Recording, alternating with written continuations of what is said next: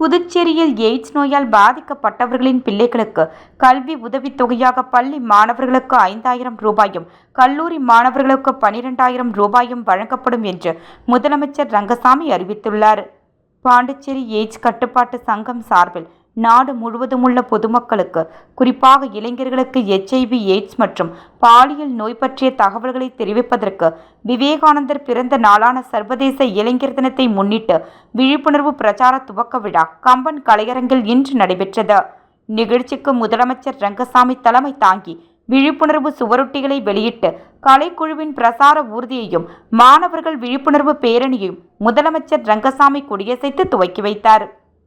பின்னர் நிகழ்ச்சியில் பேசிய முதலமைச்சர் ரங்கசாமி அவர்கள், இளைஞர் போதை பழக்கங்களுக்கு அடிமையாகி உடல் ஆரோக்கியத்தை கெடுத்துக் கொள்ளக்கூடாது. உடல் ஆரோக்கியமாக இருக்க விளையாட்டு மிகவும் அவசியம் என்று குறிப்பிட்டார். இந்தியாவில் 20% பேர் எய்ட்ஸ் நோயால் பாதிக்கப்பட்டிருக்கிறார்கள்.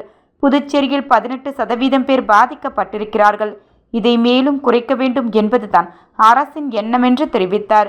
எய்ட்ஸ் நோயால் பாதிக்கப்பட்டவரின் குழந்தைகளுக்கு மாத உதவித்தொகையாக 3,000 ரூபாயும், மருத்துவ பயணப்படி 400 ரூபாயிலிருந்து 1,000 ரூபாயாக உயர்த்தி வழங்கப்படும் என்று தெரிவித்த முதலமைச்சர் ரங்கசாமி அவர்கள், எய்ட்ஸ் நோயாளிகளுக்கு 1,250 ரூபாய் மதிப்பில் நல்ல சத்துணவு, எய்ட்ஸ் நோயால் பாதிக்கப்பட்டவர்களின் பிள்ளைகளான பள்ளி மாணவர்களுக்கு 5,000 ரூபாயும், கல்லூரி மாணவர்களுக்கு 12,000 ரூபாயும் கல்வி உதவித்தொகை வழங்கப்படும் என்றும், நோயாளிகள் இறக்க நேரிட்டால் ஈம சடங்கிற்காக 15,000 ரூபாய் வழங்கப்படும் என தெரிவித்தார்.